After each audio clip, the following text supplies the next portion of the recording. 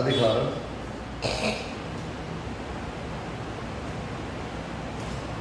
16, 17 2 வசனங்களை சேர்ந்து வாசிக்கலாம். எடுத்துக்கொள்ள 2 ராஜாக்களின் புஸ்தகம் 3வது அதிகாரம் 16, 17. அவன் கர்த்தர் உரைக்கிறது என்னவென்றால், இந்த பள்ளத்தாக்கிலே எங்கும் வாய்க்கால்களை வெட்டுங்கள். நீங்கள் காற்றையும் காண மாட்டீர்கள், மழையும் காண மாட்டீர்கள். ஆனாலும் நீங்களும் உங்கள் ஆடு மாடுகளும் உங்கள் மிருக ஜீவன்களும் குடிக்கும்படிக்கு இந்த பள்ளத்தாக்கு தண்ணீரால் நிரப்பப்படும். திரும்ப வாசிக்கிறேன். அவன் கர்த்தர் உரைக்கிறது என்னவென்றால், இது மனுஷன் சொல்றதுல கர்த்தர் சொல்றது. நீங்க என்ன பண்ணணும்? இந்த பள்ளத்தாக்கில் எங்கும் வாய்க்கால்களை வெட்டுங்கள். நீங்கள் காற்றையும் காண மாட்டீர்கள், மழையும் காண மாட்டீர்கள். ஆனாலும் நீங்களும் உங்கள் ஆடு மாடுகளும் மிருக ஜீவன்களும் குளங்களால் குடிக்கும்படிக்கு இந்த பள்ளத்தாக்கு தண்ணீரால் நிரப்பப்படும் என்று கர்த்தர் சொல்கிறார்.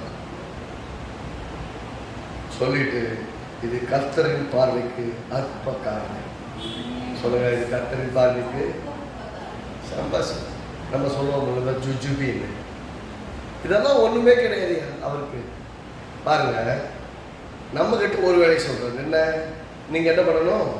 வாய்க்கால்களை வெட்டணும். வாய்க்கால்ல தண்ணி ஓடி வர்றதுக்கான அதான் சொல்றாரு. நீங்க பள்ளத்தாக்கில் எங்க என்ன பண்ணணும்? வாய்க்கால்களை, தண்ணி ஒரு இடத்துல மேட்ல இருந்து வரணும்னா, இல்லை ஒரு இடத்துல இருந்து வரணும்னா, எதுக்கு வயல்கள் எல்லாத்துலையும் ஓரத்தில் வாய்க்காலை வெட்டி விட்டுருக்குறாங்க? எல்லா வயல்லையும் பார்த்தா ஓரத்தில் வாய்க்கால் இருக்கும். வாய்க்காலை விட்டுட்டு தான் 2 பக்கம் வரப்பு வச்சுருப்பாங்க, நடுவில் வாய்க்கால் போகும். தண்ணி வரக்கூடிய வழி இருக்கும், தண்ணியை திறந்து விடுவாங்க உள்ள வாய்க்கால். நீங்கள் வாய்க்கால் இல்லைன்னா தண்ணி எங்கே போகும்? தண்ணி போகிறதுக்கு வாய்ப்பே இருக்காது. இந்த மழை சமயத்தில் பார்த்தீங்கன்னா எந்த வாய்க்கால் இருக்காது. ஒரு இது நினைஞ்சு அப்படியே மொத்தமாக எல்லாத்தையும் வலிச்சு அறிவிட்டு போகும். இங்கே வாய்க்கால்களை வெட்டுங்க. நான் என்ன பண்ண போகிறேன்? காற்றை பார்க்க மாட்டேங்க. காற்று வந்துச்சு, மழை வந்துச்சு, இது எந்த அடையாளமும் இருக்காது. அப்படின்னு என்ன அர்த்தம்? சோர்ஸை பார்க்க மாட்டீங்க. ஆனால் உங்கள் பாக்கெட் நிறைஞ்சிருக்கும், உங்கள் இருதயம் நிறைஞ்சிருக்கும், உங்கள் வீடு நிறைஞ்சிருக்கும், உங்கள் தேவைகள் சந்திக்கப்பட்டிருக்கும்னு சொல்கிறேன். இப்போ கடந்த வாரத்தில் பார்த்தீங்கன்னா நம்ம யோசபாத்தை பற்றி பார்த்துட்டு வந்தோம் இல்லையா? அவர் எப்போ பார்த்தா சண்டைக்கு நிற்கிற, சண்டை போலிருப்பாங்க இல்லை, அதெல்லாம் சண்டைக்கு நிற்கிறாரு. யாருனாலும் சரி போய் சண்டைக்கு போகணும்னு ஆசைப்படுறாரு. முதல்ல போன வாரத்தில் என்ன பார்த்தோம்? யோசபாத்து ஆகாபோட கூட போய், ஆகாபே நான் சண்டைக்கு போகிறேன்ப்பா, நீ வரையான்னு கூப்பிட்ட உடனே, நானும் வர்றேன், நான் தான் நீர் தான் நான், என்னோட இதெல்லாம் உங்களோட தான் வாங்க உடன்படிக்கை போய் சண்டைக்கு போனாரா? போயிட்டு என்னாச்சு? உயிர் தப்பிச்சு வந்து சேர்ந்தார்ல. ஆனாலும் புத்தி வராது.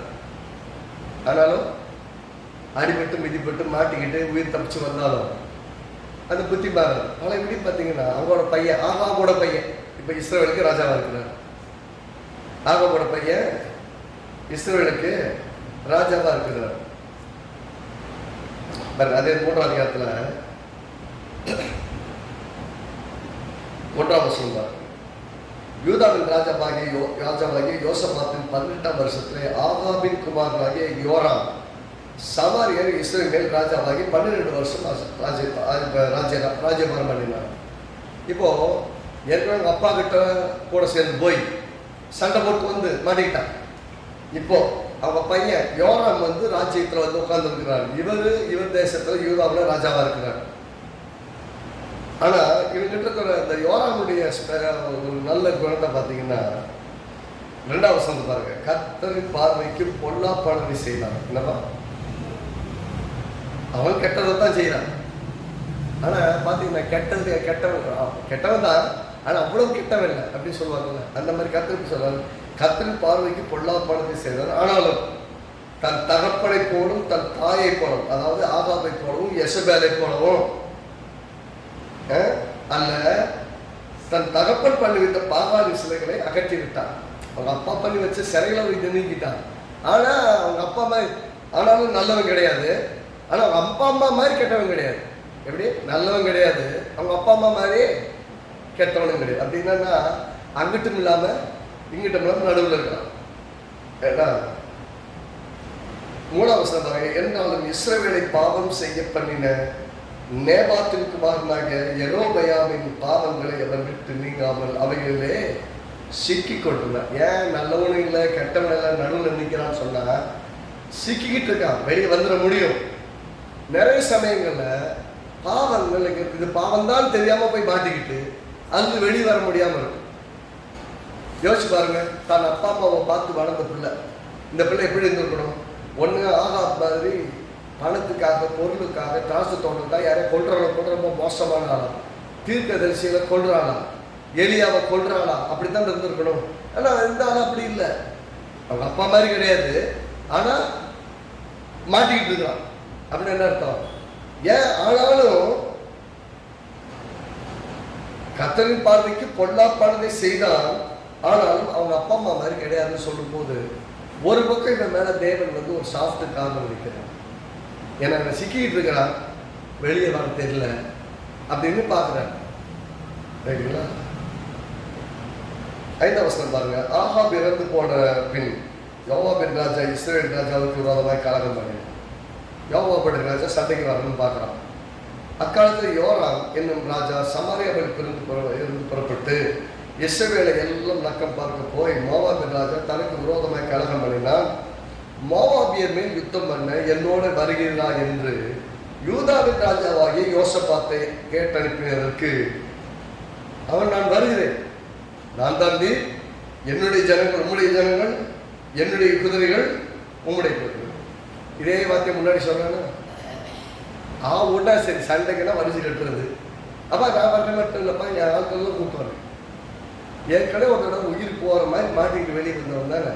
அவங்க அப்பாவுக்காக சண்டை போட போய் மாட்டினவன் தான். இல்லை என்ன கற்றுக்கிறோம் அப்படின்னா, பாவத்தில் மாட்டிக்கிட்டு இருக்குது ரொம்ப மோசம். ரெண்டாவது, அப்படி பாவத்தில் மாட்டிக்கிட்டு இருக்கிறவனோட நான் தான் நீ தான் நான் என்ன சொல்ல வர்றாரு? He is making a covenant with the people, those who are not with God. கடவுளோடு இல்லாத ஒருத்தனோட நான் கவர்னன்ட் பண்றேன், ஒரு உடன்படிக்கை பண்றேங்கிறார். யோசிச்சு பாருங்களேன், ஒரு மோசமான ஆளு நானும் நீ வேற கிடையாதுன்னு சொல்லிட்டாங்க. என்ன அர்த்தம்? அவருடைய குற்றங்களுக்கு நான் உடன்படுகிறேன்னு அர்த்தம். அவருடைய பாவத்துக்கு நான் உடன்படுகிறேன்னு அர்த்தம். அவன் வழிகளுக்கு நானும் உடன்படுகிறேன்னு அர்த்தம். அப்போ கர்த்தர் எதை பார்க்கிறாருன்னா, இந்த உலகத்தின் மக்களை போல மக்களோடு வாழ்வதற்காக நம்மை அழைக்கல, வித்தியாசமாக அழைக்கப்பட்டிருக்கோம். நல்லா கவனிக்கணும். இந்த ஆகாபுடைய பையன் யோராம், இப்போ இவனுக்கு பிரச்சனை வருது. இன்னைக்கு சண்டைக்கு வரீங்களான்னு கூப்பிட்டு ஆள் இருக்கிறான். ஆள் இருக்கிற உடனே ஆண்டவரே நான் போகலாமா வேணாமா என்ன பண்ணணும் கடவுள்கிட்ட கேட்கணும்ல, கேட்கல. உடனே என்ன பண்றாரு? வர்றேன், இந்த கிளம்பிட்டேன், சண்டைக்கு தானே, வா போவோம், சண்டை போடலாம். சண்டைக்கு எப்போ வாய்ப்பு கிடைக்குது? எங்களுக்கு சண்டை இல்லாமல் அமைதியாக இருக்கான் வீட்டில். ஏன்னா கொஞ்ச நாளைக்கு மேலே பெரிய ஒரு யுத்தம் வந்துச்சு. 2 நாளாக புஸ்தகத்தை பாருங்க, அதை பார்த்தீங்கன்னா பயந்து போய் சண்டை போட்டு ஜெயிச்சு யோசபாத் என்ன பண்ணார் பாருங்க.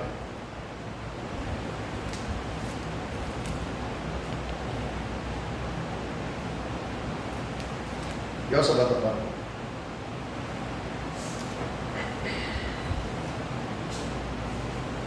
கடைசியாக நம்ம பார்க்கும்போது 2 நாளாகவும் 19 அதிகாரத்தை பார்த்தோம்.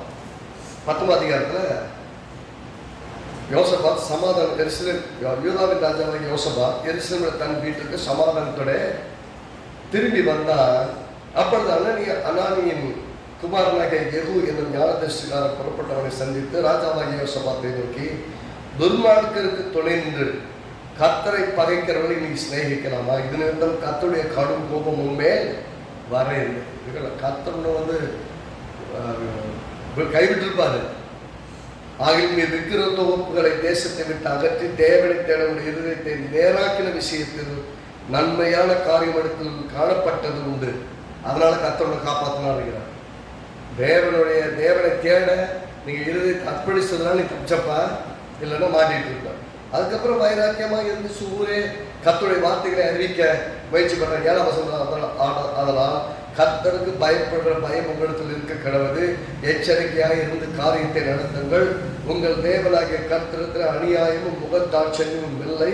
பரிதானமும் அவரிடத்தில். காசை கொடுத்து அவர் ஒன்றும் பண்ணவே, ஏதாவது கமிஷன் கொடுத்து அவர்கிட்ட தப்பிக்கலாம் முடியாது. அவர்கிட்ட எனக்கு இது எனக்கு முகதாட்சியம் பண்ணலா, முகத்தை பார்த்தாலும் பண்ண மாட்டாரு, இருதயத்தை பார்த்து பண்றவர்.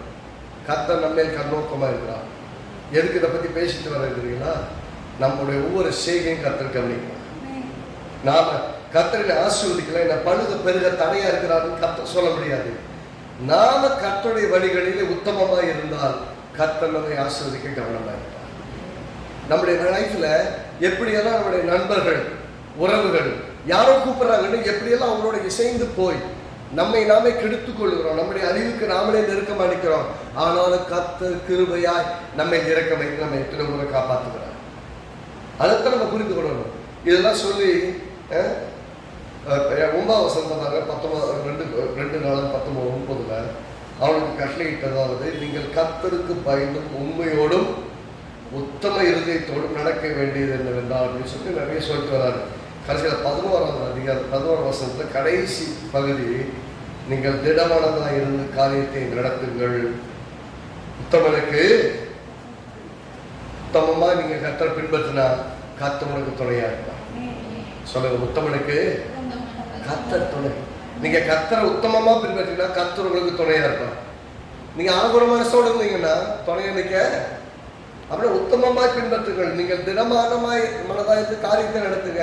உத்தமனுக்கு கர்த்தர் துணை. இது வரைக்கும் பிடிச்சோம். 20வது அதிகாரத்தில் பார்த்தீங்கன்னா ஒரு பெரிய புது பிரச்சனை வருது.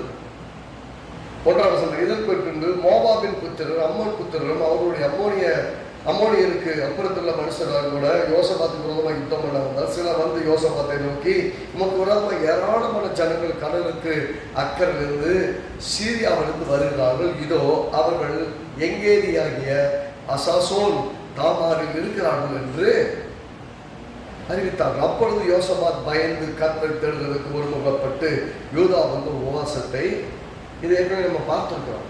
முன்னவே தான் பிரசங்கம் பண்ணியிருக்கிறேன்.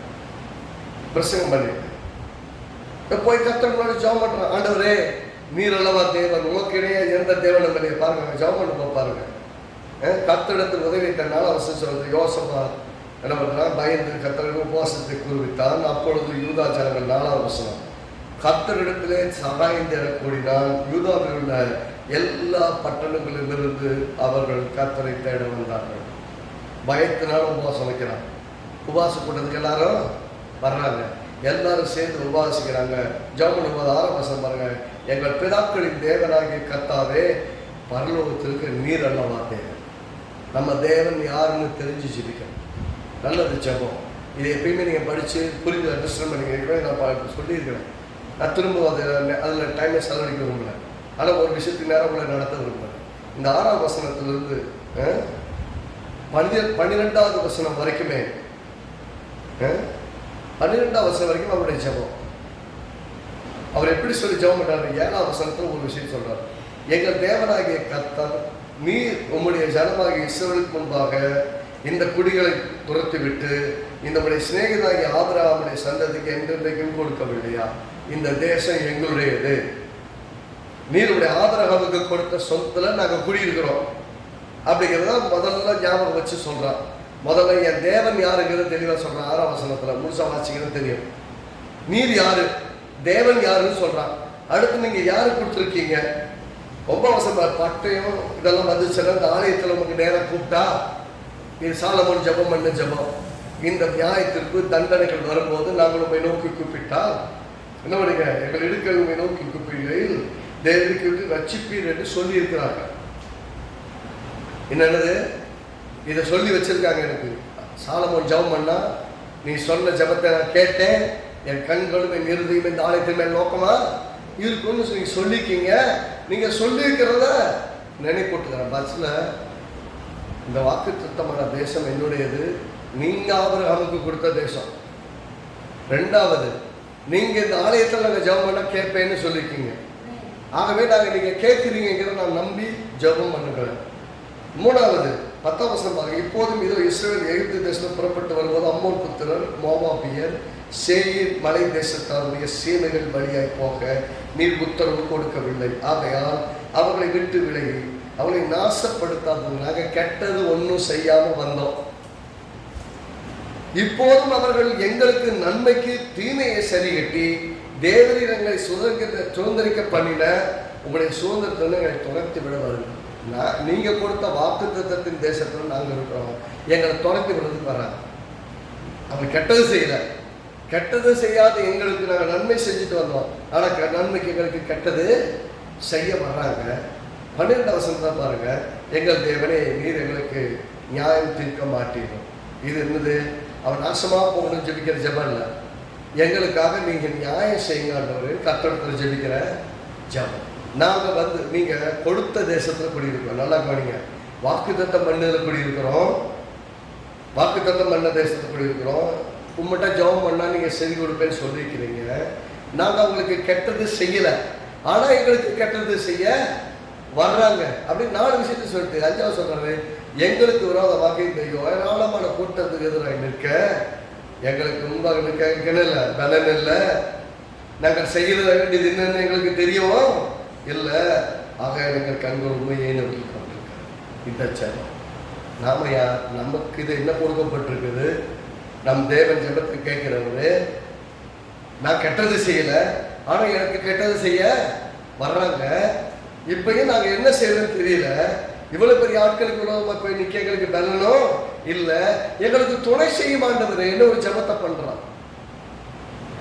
கர்த்தருக்கு முன்பாக எல்லாரும் உபவாசித்தெல்லாம் இருக்கிறாங்க. 15 வசனம், சகல யூத கோத்திரத்தாரே எருசலேமின் குடிகளே ராஜாவாகிய யோசபாத்தை கேளுங்கள், நீங்கள் அந்த ஏராளமான கூட்டத்துக்கு பயப்படாமலும் கலங்காமலும் இருங்கள் என்று கர்த்தர் உங்களுக்கு சொல்லுகிறார். இந்த யுத்தம் உங்களுடையதல்ல, தேவனுடைய. என்ன சொல்லுங்க? இந்த யுத்தம் உங்களுடையதல்ல, தேவனுடைய. நாளைக்கு நீங்கள் அவர்களுக்கு விரோதமாய் போங்கள், இதோ அவர்கள் சீஸ் என்னும் மேட்டு வழியாய் வருகிறார்கள்.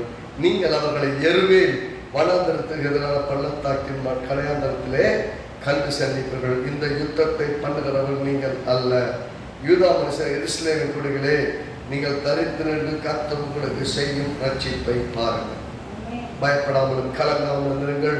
நாளைக்கு அவர்களுக்கு எதிராக புறப்படுங்கள், கர்த்தர் உங்களோட இருக்கிறார். நாளைக்கு புறப்படுங்கன்னா நாளைக்கு புறப்படணும். நீங்க பண்ண வேண்டிய யுத்தம் கிடையாது, நான் பண்ற யுத்தம் சொல்லிட்டாருன்னா யுத்தம் கர்த்தருடையது. கர்த்தருடைய யுத்தத்தை நாம செய்யக்கூடாது. கர்த்தர் யுத்தம் பண்ண ஆரம்பிச்சாருன்னா அவர் யுத்தமே நியாயமா இருக்கும். என்ன கேட்டாங்க 12 வசனத்துல, எங்கள் தேவனே அவர்கள் நீ நியாயம் தீர்க்க மாட்டீரோ அப்படின்னு ஜெபம் பண்ணதுக்கு அப்புறம், நாங்க கெட்டது பண்ணல, எங்களுக்கு தீமை செய்ய வர்றாங்க, நீங்க நியாயம் செய்ய மாட்டீங்களான்னு கேட்டதுக்கு அப்புறம், அவர் தான் யுத்தம் பண்றேன்னு சொன்னதுக்கு அப்புறம் நான் போய் யுத்தம் பண்றேன்னு சொன்னா தேவனுடைய பிரமாணத்துக்கு விரோதமா வேலை செய்யறோம்னு அர்த்தம்.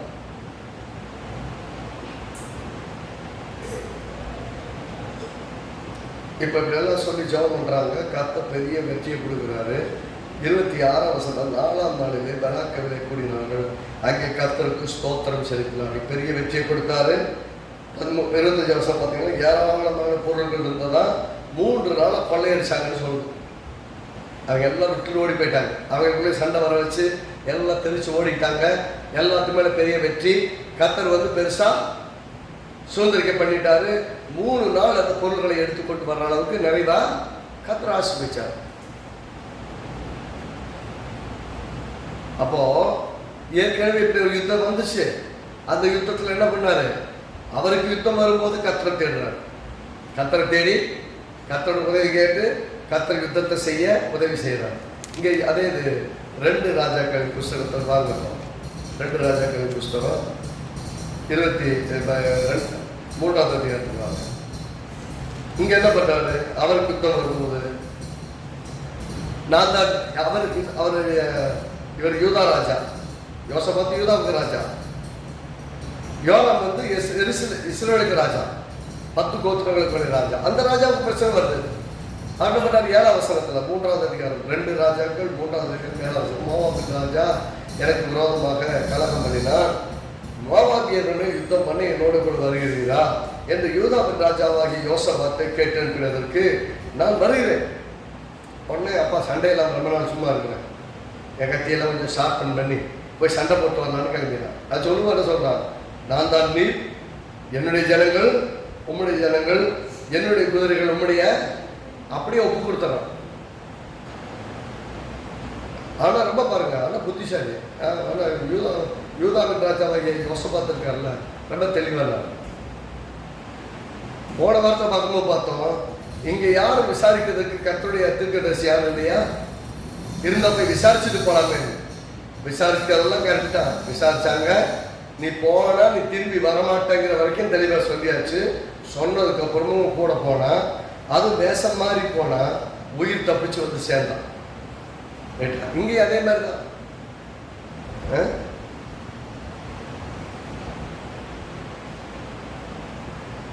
11 வசனத்தை பாருங்க.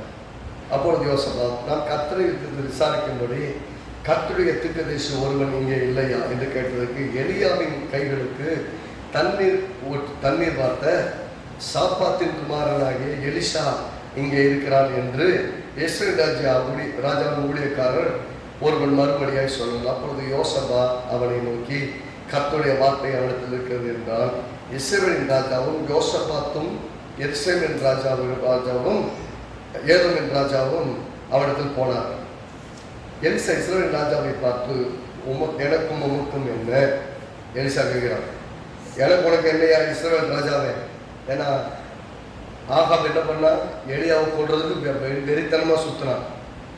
எலியாவுடைய கையில் இருந்த தீர்க்கதரிசியில எல்லாம் கொண்டுட்டான். கஷ்டம் எப்படி வந்துச்சுன்னா அவங்களோட நிலைமை, எல்லாரும் செத்துட்டாங்க. நான் ஒருத்தன் தான் உயிரோடு இருக்கேன்னு சொல்ற அளவுக்கு நிலைமை. எல்லா ராஜாக்களையும் கொன்ன அவனுடைய பையன் வர்றான் எலிசா கிட்ட. எலியாவுடைய சசசர் எலிசா, ஆகாபுடைய சசசர் யோராம் வர்றான். உனக்கு எனக்கு என்னையா பிரச்சனை? உன்னை யாரும் என்கிட்ட வர சொன்னது? என்கிட்ட வந்தன்னு கேட்கிறான். உன் தகப்பன் தீர்க்கதரிசிடத்திலும் உங்களுடைய தாயின் தீர்க்கதரிசிடத்திலும் போ. உங்க அப்பாவோட தீர்க்கதரிசி இருக்காங்கல்ல, பாகால் தீர்க்கதரிசி, அவங்ககிட்ட போ. உங்க அம்மா வச்சிருக்காங்கல்ல, அங்க போ என்றான். அதற்கு இஸ்ரவேலின் ராஜா, கவனிங்க, இங்கதான் டர்னிங் பாயிண்ட். அப்படி அல்ல, கர்த்தர் இந்த 3 ராஜாக்களையும் மோவாபியரையும் கையில் ஒப்பு கொடுப்பதற்காக வரவழைத்தார். என்ன சொல்றான்? விசுவாசமா சொல்றான். இவங்க எல்லாரையும் எங்க கையில ஒப்பு கொடுக்கறதுக்காக கூட்டிட்டு வந்திருக்காங்க. அதனால உங்கள்கிட்ட வந்திருக்கோம். அதுக்கு எலிசா, நல்ல கவனிங்க, அதுக்கு எலிசா, நான் யூதாவின் ராஜாவாகிய யோசபாத்தின் முகத்தை பாராதிருந்தால் நான் உண்மை நோக்கவும் மாட்டேன், உண்மை பார்க்கவும் மாட்டேன். இருந்து என்ன புரியுது? ஒரு மோசமானவனோட ஒரு கர்த்தருடைய பிள்ளை போகும்போது அந்த கர்த்தருடைய பிள்ளையின் நிமித்தம் அவனுக்கு தைரியம் கிடைக்கிறது. கர்த்தருடைய கண்களிலே அப்படின்னு என்ன அர்த்தம்? நம்ம வீட்டில் எல்லாரும் கரெக்டாக இருக்காங்கிறது இல்லை.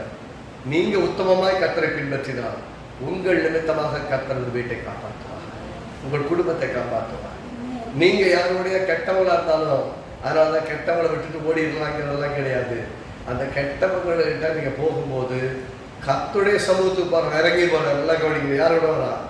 கெட்டவனோட நல்லவன் ஒருத்தன், கர்த்தருக்கு பிரியமா வாழ்ற ஒருத்தன் கெட்டவனை கூப்பிட்டு எங்க வர்றான்? கர்த்தருடைய வார்த்தையை கேட்க வர்றான். நல்லா சொல்லுங்க, கர்த்தருடைய வார்த்தையை கேட்க வர்றான். யாரு? கர்த்தருடைய வார்த்தையை கேட்கணும்னு சொன்னது இஸ்ரவேல் ராஜா இல்ல, யூதாவின் ராஜா தான் கேட்கணுங்கிறான். யோசபாத்து தான் இல்ல, கர்த்தருடைய வார்த்தையை கேட்காம சண்டைக்கு யுத்தத்துக்கு போகக்கூடாது, எங்க ஒரு வார்த்தை கிடைக்குதுன்னா அங்க போவோம் அப்படிங்கிறான். எலிசா இருக்க சொன்ன கண்டிப்பா கர்த்தர் விட்ட வார்த்தை இருக்கு. ஏன்னா எலியாவுடைய வாரிசா நம்ம கிட்ட போன கண்டிப்பா வார்த்தை இருக்குன்னு போறான். கர்த்தருடைய வார்த்தை கிடைக்கும் நம்பி வர்றான் இல்லையா? வர்றவன் கூட வர்றவன் கேட்டவன் சொல்றாரு, டே நீ ஏன்டா வந்த? இப்ப யோசிச்சு பாருங்க, கர்த்தருடைய சமூகத்துக்கு யோபும் போனாரு, யோபுடைய சிநேகிதர்களும் போனாங்க. யோபுடைய சிநேகிதர்கள் அவன் நோக்கம் கர்த்தரை பார்க்க ரெடியாவே இல்லை. நீங்க செஞ்சாலும் ரொம்ப அக்கிரமணியாண்டப்பா, யோபு கிட்ட போய் சொல்லு, யோபுக்காக ஜெபம் பண்ணட்டும், அவன் முகத்தை பார்த்துங்கள மீறுதல் தக்கதாக உங்களை நடத்தாத இருக்க இல்லையா? அவன் முகத்தை பார்த்து உங்க மீறுதலுக்கு தரதாக பாருங்க. கர்த்தர் எப்படிப்பட்டவர்னா உங்கள் நிமித்தமாக அநேகரை காப்பாற்றுகிறது. அவங்க நல்லவங்களா கெட்டவங்களா கர்த்தர் பார்க்கறது இல்லை, அவங்களுக்காக நீங்கள் உள்ளத்தில் ஒரு பெரிய எதிர்பார்ப்பு ஜெபம் பண்ணுறீங்களா? ரட்சிப்புக்காக ஜெபம் பண்ண, அவருடைய ஆசீர்வாதத்துக்காக ஜெபம் பண்ணீங்களா? அவருடைய நன்மைகளை காணணும் ஆசையா இருக்கீங்களா? கர்த்தர் உங்கள் நிமித்தமாக அவனை காப்பாற்றுவார். ராஜாவோட சேர்ந்து வர்றான். 2 ராஜாக்கள் ஒன்னா தான் வர்றாங்க, கூட ஏதோ 2 ராஜாவும் சேர்ந்து வர்றாங்க. ஆனா எல்லாம் சேர்ந்து வரும்போது கர்த்தர் சொல்றாரு, இஸ்ரவேல் ராஜாக்கள் எலிசா சொல்றாரு, யோசபாத்து மட்டும் கூட வரலன்னா உங்க முகத்தையே நான் பார்க்க மாட்டேன், அப்படியே ஓடி படம் தொட்டு விட்டுருக்கேன். யோசபாத்தின் ராஜா வந்தது, யோசபாத்து வந்ததுனால தான் நான் உண்மையே நான் பார்க்கிறேன். கர்த்தர் உங்கள் நிமித்தமாக ரட்சிக்கப்படாமல் இருக்கிறவர்கள், துரோகம் பண்ணி வாழ்கிறவர்கள், தேவனற்றவராய் வாழ்கிறவர்களையும் கர்த்தர் கருணையாய் நோக்கிப்பார். உங்கள் நிமித்தமாக அவர்களுக்கு இரக்கமான கைகளை நீட்டுவார், அப்படி தயவை காண்பிப்பார். அப்போ எனக்கு இப்போ பார்த்த விஷயத்துல நமக்கு யுத்தம் இல்லாமல் இருக்கிறது மட்டும் இல்லை, யுத்தத்தை வந்தப்போ எப்படி யுத்தத்தை அணுகணும்னு தெரிஞ்சிருக்கு. யோசபாத்துக்கு யுத்தத்தை எப்படி அணுகணும்னு தெரிஞ்சிருக்கு. தவறான மக்களோடு கூடும்போது அவங்களுக்காக வேஷம் மாற்றி நானும் அவங்கள மாதிரியே வேஷம் போட்டிருப்பேன்னு போனீங்கன்னா அவங்களோட மாட்டிக்க உங்க இருக்கே கூட சேதப்படும். ஆனால் கர்த்தர் இரக்கமுள்ள தேவன் அப்பையும் காப்பாற்ற. திரும்பவும் அவங்களுடைய பையன் வந்து நிற்கிறான், அப்பயும் நான் வரேன்ட்டு போய் நிற்கிறேன். எப்போ என்ன வரல, புத்தி வரல. ஆனால் அவங்க அப்பா ரொம்ப மோசமானவன், இவன் பரவாயில்ல, இவனுக்காக போகலாமே அப்படின்னு தான் போகிறான். ஆனால் போகும்போது பார்த்தீங்கன்னா கர்த்தரன் இருதயத்தை பார்க்குறான். 2 கோடி இருதயத்தையும் சொல்லும்போது அவங்க அப்பா மாதிரி கிடையாது யோராமு. ஆனால் மாட்டிக்கிட்டு இருக்கிறான், சிக்கிட்டு இருக்கிறான். விடுதலையாக்க சொல்லி கர்த்தர்கிட்ட வந்திருந்தா கர்த்தர் விடுதலையாக்கிட்டாங்க. விடுதலையாக்க கேட்கவே இல்லை. இங்கே கவனிங்க, இப்படி சொல்லிட்டான் 14 வருஷம் எலிசா, நான் யூதாவின் ராஜாவுக்கு யோசபாத்தின் முகத்தை பாராததால் நான் உண்மை நோக்கவும் மாட்டேன், உண்மை பார்க்கவும் மாட்டேன் என்று சேவை கர்த்தருக்கு முன்பாக இருக்கிறான். அவருடைய ஜீவனை கொண்டு சொல்கிறேன். இப்போதும் ஒரு சுரமண்டல வாத்தியக்காரன் இடத்தில் கொண்டு வாருங்கள் என்றால், சுரமண்டல வாத்தியக்காரன் வந்து வாசித்த போது கர்த்தருடைய கரம் அவர் மேல் இறங்கினது. இது பிசாசுகிறது கிடையாது. வந்து ஒரு மியூசிஷியன் வர சொல்லி கிட்டாரை வாசிக்கும் போது ஆவியானவன் மேல் வந்து தங்குகிறார். தங்களுடைய தீர்க்க தரிசனம் அப்பதான் சொல்றாரு, அவன் கர்த்தர் உரைக்கிறது என்னவென்றால், இந்த பள்ளத்தாக்கில என் வாய்க்கால்களை வெற்றுங்கள், நீங்கள் காற்றையும் காண மாட்டீர்கள், மழையும் காண மாட்டீர்கள், நீங்களும் உங்கள் ஆடுகளும் உங்கள் ஆடு மாடுகளும் மிருக ஜீவன்களும் குடிப்பதற்கு இந்த பள்ளத்தாக்குக்கு தண்ணீரால் நிரப்பப்படும். யுத்தத்துக்கு வந்துட்டாங்க, யுத்தத்துக்கு கிளம்பிட்டாங்க. எதுக்கு வந்தாங்க? யுத்தத்துக்கு வந்தாங்க, ரைட்டா? யுத்தத்துக்கு சில சமயம் நீங்க கர்த்தர்கிட்ட ஒரு விஷயத்துக்காக போவீங்க, இதுக்கு ஏதாவது வழி சொல்லுங்க. நீ ஆக்சுவலாக என்ன சொல்லிக்கணும், கர்த்தர் யுத்தத்துக்கு போங்க போகாதீங்கன்னு சொல்லிக்கணும், அதான் சொல்லுவோம். ஆனால் இவர் என்ன அட்வைஸ் கொடுக்குறாரு? வாய்க்கால வெட்டு. என்ன வெட்டணுமா? ஏன் யுத்தத்துக்கும் வாய்க்கால வெட்டுறதுக்கு எங்கேயா சம்மந்தம்? நமக்கு தோணுமா? தோணாது. ஆனால் ஐயா நாங்கள் வந்தது யுத்தத்துக்கு போகிறோமோ, அவங்க எல்லாம் என் கையில் ஒப்பு கொடுப்பாருன்னு வந்து நம்பிக்கையோட வந்திருக்கோம், யுத்தத்துக்கு வழி சொல்லுங்கய்யா அப்படின்னு சொன்னால், நாங்கள் சொன்னார்ல இந்த யுத்தம் உங்களுடையதாங்க கர்த்தருடையது சொன்னார்ல, அப்படி ஏதாவது சொல்லுவாருன்னு நினச்சி வர்றான். அவர் என்ன சொல்கிறாரு? நீ வாய்க்கால வெட்டு.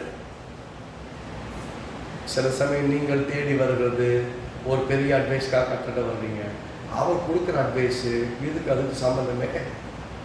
நாகமான் வந்ததுக்கு வந்தான், கையை மேலே வச்சு ஏதோ சொலமாக்கிடுவாருன்னு நினச்சி வந்தான். அவர் என்னன்னா ஆலய பார்க்கல போய் தண்ணியில் முகடாக்கிறார்.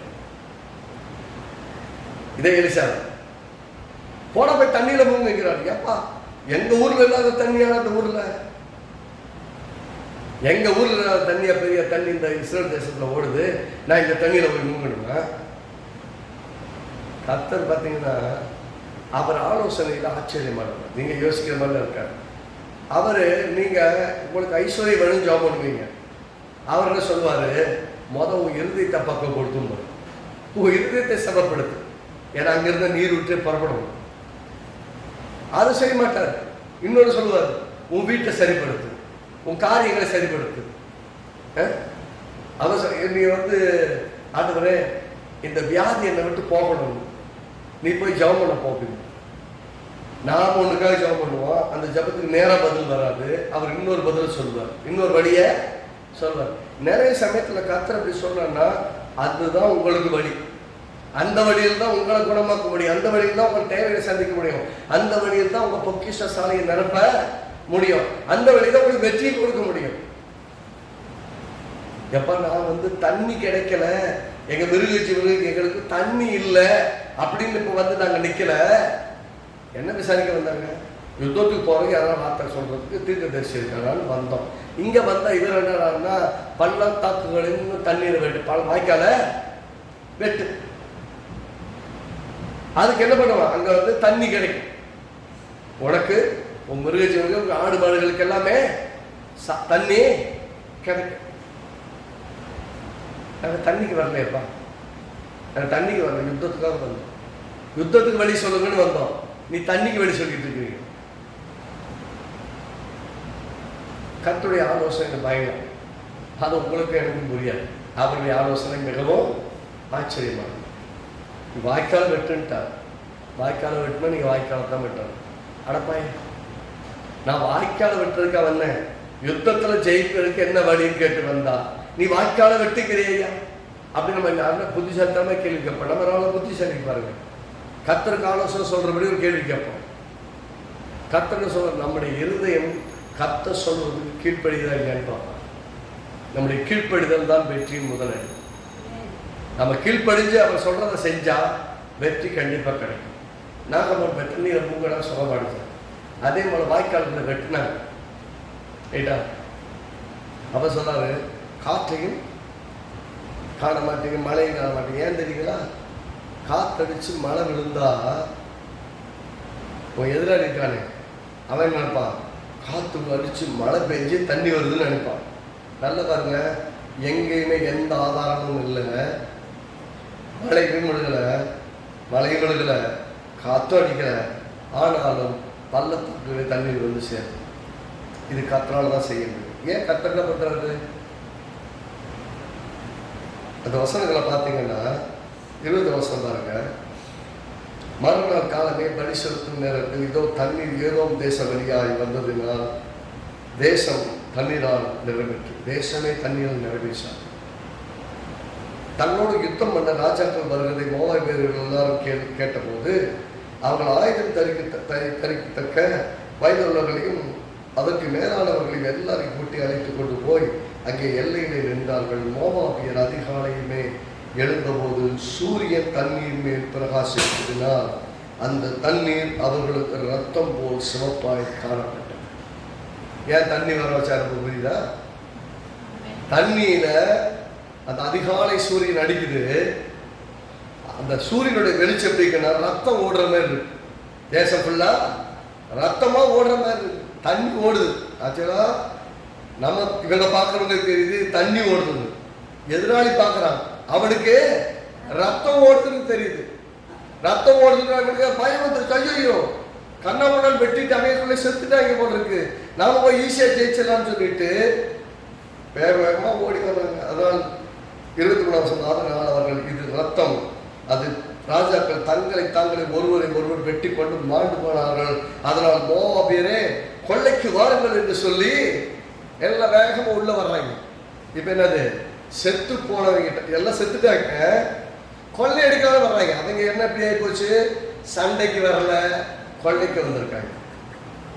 என்ன இப்படி எதுக்கு வந்திருக்காங்க? சண்டைக்கு வந்தப்போ சண்டைக்குன்னு வந்தாங்க, இப்ப சண்டைக்குன்னு வரல, கொள்ளைக்குன்னு வந்திருக்காங்க. ஏன் கொள்ளைக்கு வந்திருக்காங்க? எல்லாம் செத்து போயிட்டாங்க. ஏன்னா கர்த்தர் என்ன சொன்னாரு, பள்ளத்தாக்குல எங்கும் வாய்க்கால வெட்டுனாரு, தண்ணியை வர வச்சுட்டாரு. மழை பெஞ்சிருந்தாலும் மழை வந்திருக்கு, அதனால நைட்டு தண்ணி வந்திருக்குன்னு யோசிச்சிருப்பான். எந்த அடையாளமும் கிடையாது அவனுக்கும், அவனுக்கு எந்த சிம்பிளும் கிடையாது. இவனுக்கு மட்டும்தான் தெரியும் இது தண்ணி, கர்த்தர் அனுப்புன தண்ணின்னு. ஆனா அவனுக்கு என்ன தெரியும், ஏதோ ரத்தம் ஓடுதுப்பா, ரத்தம் ஆறா ஓடுது, எல்லாம் கண்ணா அப்படின்னா வெட்டி செத்துட்டாங்க, ரத்தம் ஆறா தரையில ஓடுது போட்டுக்குன்னு. அது அதிகாலை சூரியன் வெளிச்சம் அவங்களுக்கு ரத்தம் மாதிரி தெரியுது, இந்த தண்ணீர பட்டது. 24 வசனம் பாருங்க. அவர்கள் இஸ்ரவேலின் பாளையத்துக்கு வந்தபோது இஸ்ரவேல் எழுப்பி மோவாபை தங்களுக்கு முன்பாக ஓடி போகத்தக்கதாக முறிய அடித்து அவள் தேசத்தை புகுந்து அங்கேயும் மோவாபை முறியடித்து பட்டணங்களை இடித்து சகல நல்ல நிலத்தின் கல்லெறிந்து நிரப்பி நீரூற்றுக்களை எல்லாம் தூத்து நல்ல மரங்களை எல்லாம் வெட்டி போட்டார்கள். கிராரே சேத்தில் உள்ள மாத்திரம் அதன் வசல்கள் இன்னும் இடிக்கப்படாது இருக்கிற போது கவல்காரர் அதை சுற்றி கொண்டு அதையும் சேதமாக்கினார்கள். யுத்தம் மும்முரமாக இருக்கிறது மோவாபின் ராஜா கண்டபோது அவன் ஏதோமின் ராஜாவின் மேல் வலிமையாய் விழுகிறது. பட்டயம் குறுகிற 700 பேரை கூட்டி கொண்டு போனான். இங்கே பாருங்க, அந்த இடத்துல அது பாதி வெளியில் ஆஃப் த வேல நின்றுச்சு, முழுசா சொல்லலை. முழுசா அந்த யுத்தத்தினுடைய முடிவை பற்றி சொல்லலை. ஆனால் நல்லா கவனிங்க, கர்த்தர் உங்களுக்கு உங்களை செய்ய சொல்ற ஒரு காரியம், நீங்க செய்ய ஆரம்பிக்கிற காரியம் மற்றவங்களுக்காக பைத்தியமா தெரியும். தண்ணி கசப்பா இருக்குங்க அப்படின்னு மோசைகிட்ட சொல்றாங்க. அவங்க குச்சியை வெட்டி போறான். பார்த்து பைத்தியக்காரத்தனமா இல்லை? ஒரு குச்சியை வெட்டி தண்ணியில போடுறான். சரி, ஓகே. எலிசா கிட்ட அதுக்கு பின்னாடி ஆரம்பிச்சு, அப்போ அந்த எலிசாவுடைய சரித்திரம் ஆரம்பிக்கும் போதே முதல்ல சொல்றாங்க, அங்க எலிசாவுடைய தீர்க்கதரிசிகள் அங்க இருக்கிறாங்க, எலியாவுடைய தீர்க்கதரிசிகள். ஸ்கூல் ஆஃப் ப்ராஃபிட்னு நிறைய பேர் ப்ராஃபிட்லாம் தீர்க்கதரிசிலாம் வச்சிருக்காங்க. அங்கே எல்லாரும் சொல்கிறாங்க, நிலம் நல்ல நிலம், தண்ணி ரொம்ப கொட்ட தண்ணி, இந்த தண்ணியை குடித்து நாங்கள் இந்த நிலமெல்லாம் விளையவே மாட்டேங்குது, இந்த தண்ணியை குடித்தா எங்களுக்கு நல்லா இல்லை, வியாதி வந்துடுது அப்படின்னு போய் சொல்கிறாங்க. இதை 1 ராஜாக்கள் புத்தகத்தை ஆரம்பிக்கும் போது அவர் என்ன பண்ணுறாரு, தண்ணி எங்கே ஊற்று எடுக்குதோ அங்கே போய் என்ன பண்ண உப்பை போடுறாங்க. என்ன போடுறாங்க?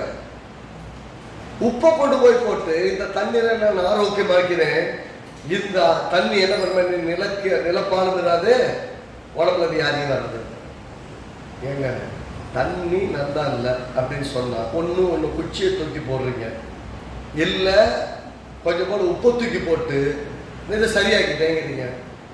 என்னையா பண்றீங்க? உங்களுக்கு ஏதாவது புரியுதா அப்படின்னா, கர்த்தர் ஒரு ஆலோசனை சொன்னா அந்த ஆலோசனை அவருடைய ஆலோசனை ஆச்சரியமா. நீ பள்ளத்தை வெட்டுனா பள்ளத்தை தான் வெட்டணும். தண்ணி வரும் ஆண்டவரே, அது அவர் பிரச்சனை. என் தேவை சந்திக்கப்படும் ஆண்டவரே, அது அவர் பிரச்சனை. சில சமயம் பார்த்தீங்கன்னா கர்த்தர் நமக்கே நிறைய தேவை இருக்கும், அப்பதான் குடும்பம் கொடுத்தா ஐயா நானே பத்தலைங்கிறேன், என்னை கொடுக்க சொல்றியா? அவருடைய வழி அப்படித்தான். நீ காசை நம்புறியா என்ன நம்புறியா? காசை நம்புறியா என்ன நம்புறியா? சில சமயம் பார்த்தீங்கன்னா நம்ம டெஸ்ட் கர்த்தர் நமக்கு வைக்கிற டெஸ்ட் எல்லாம் வித்தியாசமா இருக்கும். ஆனால் புரிஞ்சுக்கோங்க, கர்த்தர் சொல்றதுக்கு கீழ்ப்படிஞ்ச வானங்கள் திறக்கப்படும். வாகனம் திறக்கப்படுது, அந்த வினாடியில் நிற்போம். விசுவாசித்தா வானங்கள் திறக்கப்படும். விசுவாசிக்கலாம் திறக்க முடியாது. நம்ம நம்புறதுக்கும் கேட்கறதுக்கும் நடக்கிறதுக்கும் சம்மந்தமே இல்லாமல் இருக்கும். இங்க இந்த பள்ளத்தாக்குலாம் வாய்க்கால வெட்டுங்கப்பா. வெட்டினது நல்லது சொல்லுங்க, வெட்டினது நல்ல வேலை. வாய்க்கால வெட்ட சொன்னார், ஆளை வெட்ட சொல்லல. ஆளை வெட்டுன்னு சொல்லல, வாய்க்கால வெட்டுங்கிறார். வாய்க்கால வெட்டுறாரு, தண்ணி வருது. நல்லா கவனிங்க, தண்ணிக்கு தண்ணியும் கிடைச்சிச்சா?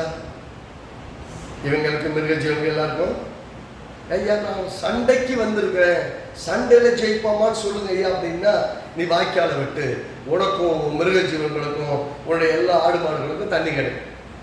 இல்லையா நாங்கள் ஒன்று கேட்டா நீ ஒன்று சொல்றியா ஐயா அப்படின்னா, கர்த்தர் அப்படித்தான். அவருடைய வழிகள் ஆச்சரியமான. கீழ்ப்படி வெட்டுகிறார்கள். இவர்கள் வெட்டின வாய்க்கால்களிலே தண்ணீர் செல்ற அந்த தண்ணீர்கள் அவளை பயமுறுத்துகிறது. அவள் நம்பிக்கைகளை தகர்த்து போடுறது, சுலபமாய் ஜெயிக்க வைக்கிறார்.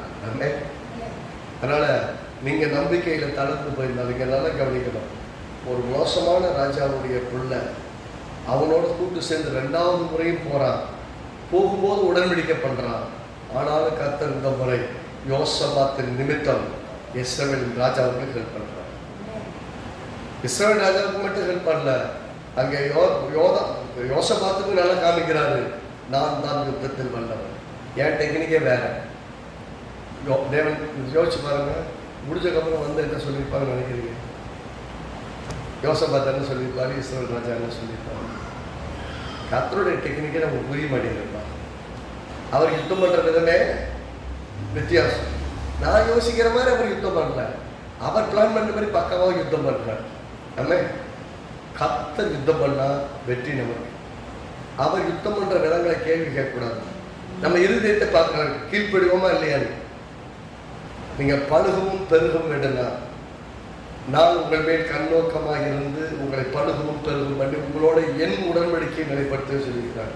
இப்போ நம்மளுக்கு டெஸ்டிங் பீரியட் என்னன்னா, நீ கீழ்ப்படுவே மாட்டேன். உன் இறுதி எப்படி இருக்குன்னு கர்த்தர் உத்து கவனிச்சு பார்த்துட்டு இருக்கிறார். உங்கள் இருதயத்தையும் என் இருதயத்தையும் நீங்கள் எப்படி உண்மையிலே அவளை ஆசீர்வதிக்கலாமா? நீங்கள் பெருக தகுதியானவங்களா? இவங்க இறுதி என்ன சார்ந்து இருக்குன்னா அவங்கள சார்ந்திருக்குதா? அவன் காசு பணத்தை சார்ந்திருக்கானா என்ன சார்ந்திருக்கானா? அவன் குடும்பத்தை சார்ந்திருக்கானா என்ன சார்ந்து நிற்கிறானா? அவன் பொருளை சார்ந்து நிற்கிறானா என்ன சார்ந்து நிற்கிறானா? அவன் தேவைகளை சார்ந்து நிற்கிறானா என்ன சார்ந்து நிற்கிறானா? அவன் தேவைகளோட நான் பெருசுன்னு பார்க்குறானா? தேவைகளுக்காக ஓடிக்கொண்டே இருக்கிறானா? எல்லாவற்றையும் விட நான் உண்மை தேடுவது எனக்கு முதலிடமா இருக்கட்டும் தேடுறானா? இல்லை, என் தேவைகளுக்காக நான் ஓடப்போற ஆண்டவர்னு ஓடிட்டு இருக்கிறானா? கர்த்தர் நம்ம இருதயத்தை கவனித்து பார்க்கிறாரு. நம்ம இருதயத்தை கர்த்தருக்கு நேராக்கிட்டு இருக்கிறாரு. இந்த வருடத்தில் கர்த்தர் சொன்னபடியே நமக்கு செய்து முடிப்பார். நிச்சயமாய் பெருக வைப்பார். பெருக்கத்தின் தேவன் அவர் சொன்னதை தப்பாம செய்து முடிப்பார். அதுக்கு என்னன்னா, நம்ம இருதயம் தேவனோடு இன்னும் நெருங்கி நடக்கும். கத்துக்கிட்டே வரோம். ஒருவேளை நம்மளே நம்ம பிள்ளைகளோ நம்ம குடும்பத்தோட நம்ம கணவனோ மனைவியோ யாராகிலும் சரி சரியில்லாத ஆட்களோட கூடி போறாங்கன்னா பயப்பட வேண்டியது கிடையாது. கர்த்தர் கிருபையாய் காப்பாற்றுவோம். யோசபாத்துக்கு கிருபை செய்து அவனை காப்பாற்றி அவன் நிமித்தமா அவனை காப்பாற்றி கொண்டு வந்த முதல் யுத்தத்துல, ரெண்டாவது யுத்தத்தில் அவனுக்காக கர்த்தர் யுத்தம் பண்ணாரு. மூணாவது யுத்தத்துல இன்னொருத்தருக்காக உதவி செய்ய திரும்ப போனான். ஆனாலும் கர்த்தர் அவன் நிமித்தமாக கர்த்தர் பெரிய வெற்றியை கொடுத்தார். நான் சொல்றேங்க, உங்கள் நிமித்தமாக, உங்கள் பிள்ளைகள் நிமித்தமாக, உங்க கணவன் நிமித்தமாக, உங்க மனைவி நிமித்தமாக கர்த்தர் ஒரு பெரிய ரட்சிப்பை ஏற்படுத்துவார். மற்றவங்களுக்கு ரட்சிப்பு உண்டா? கர்த்தர் இடத்துல அர்ப்பணிங்க. கர்த்தர் பெரிய காரியங்கள் செய்வார். ஆமென். கர்த்தர் நல்லவர். ஆமென்.